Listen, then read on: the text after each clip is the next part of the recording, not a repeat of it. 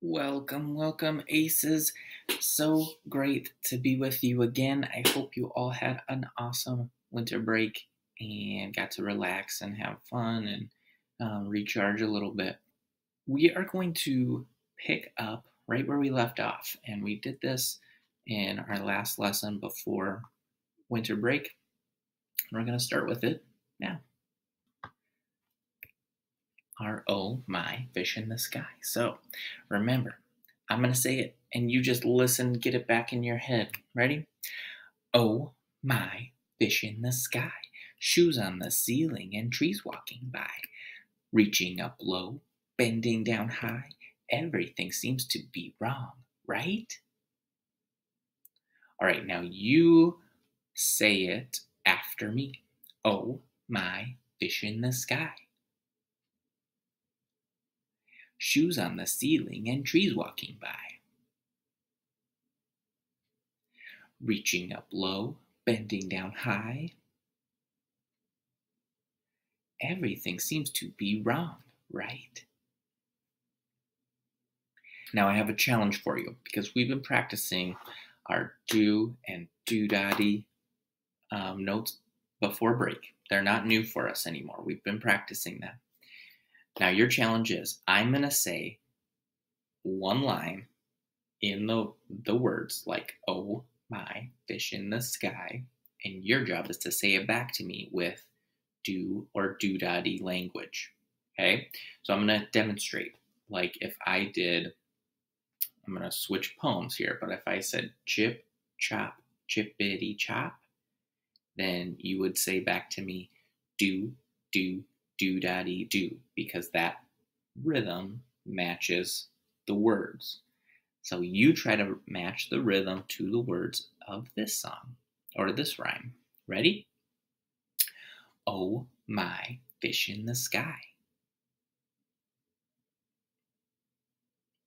Shoes on the ceiling and trees walking by.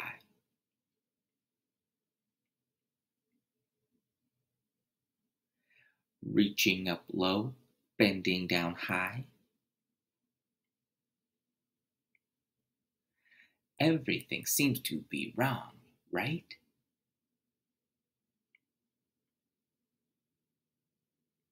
All right, so if I said, oh my, fish in the sky, you would say back, do, do-daddy do. Shoes on the ceiling and trees walking by. Do-daddy, do-daddy, do-daddy do. Reaching up low, bending down high. Do-daddy do, do-daddy do. Everything seems to be wrong, right? Do-daddy, do-daddy do, do. All right, so we can take words, we can take music, and we can translate it into rhythm language or melodic language or lots of things. We can translate it into instrument playing, we can translate it into singing, lots of different ways to do that. All right, the next thing we're going to do is learn a little bit more about the brass family of instruments. We had learned about the string family and the woodwind family back in the fall a little bit. And now we're going to go on to the brass family. First of all, I'm going to play you this short 1-minute clip here. Now, the brass family has 4 members, starting with the highest, which is the trumpet. Next comes the curlicue of the horn, and next the trombone. The largest and lowest and heaviest instrument is the tuba. All of the brass instruments are made of, you guessed it, brass, and they're all essentially a long tube that flare out at the end, and they're all coiled up. Now, let me show you a horn. Lots of coils. If you uncoiled all those tubes, they would be 27 feet long, which would be impossible to play and just really hard to carry around. In any case, the trumpet and the horn and the tuba have keys that you play with your left hand, and the trombone has the slide that you move to change the length of the tubing and therefore the pitches. All the brass players buzz into a mouthpiece They buzz better than I do. And that gets the air moving that goes through the instrument and out of the bell. And they have to change the shape of their lips and their mouths and change the airflow to get different pitches. And the buzzing creates the vibration of the air that creates the sound. And as it goes through the bell, as it gets wider, it gets louder, kind of like a megaphone would. So we have 4 families of instruments, okay? We have the string family, we already talked about them, violin, viola, cello, and bass. We have the woodwind family, which has all of these. We specifically learned about the flute, clarinet, oboe, and bassoon. This one is a big, big instrument that has lots of some coils in itself, makes really low sounds. Bass clarinet is like a bigger clarinet. And English horn is kind of in between oboe and bassoon. Saxophone is definitely a member of the woodwind family. Not always part of the orchestra, just because it was created later. It was invented later. Then we have the brass family. Okay, so we have the trumpet, the French horn, trombone, and tuba. What do they have in common? Well, number one, they're all made out of brass, and also it's how the sound is made. So my instrument when I was in middle school and high school and college was the trumpet. So I have a trumpet here, and mine is silver, but just know that it's still made out of brass. The silver is kind of like a coating that goes over it after it's made out of brass, and it's just a different way to protect the instrument, the trumpet. But here's my trumpet, and how do we make the sound? We take a big breath in, we put our lips together like this, like we're saying, ooh, that was really yummy, and then we try to blow out so that we make a vibration, and we call that a buzz. So if I take a big breath in,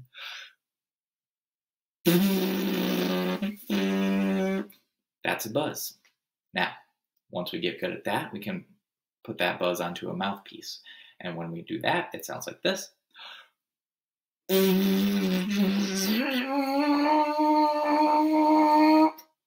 And then once we get really good at that, oh, by the way, with just the mouthpiece, I can go higher and lower and all kinds of different sounds like this.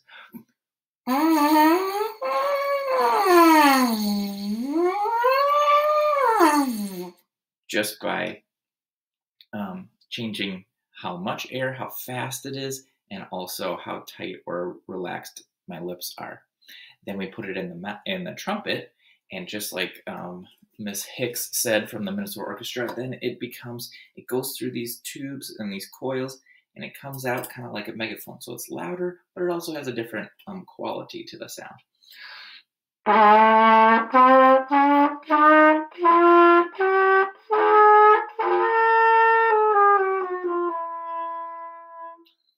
Now, the trumpet is the highest sounding one, and they get bigger and lower as they go. French horn, then trombone, and then tuba.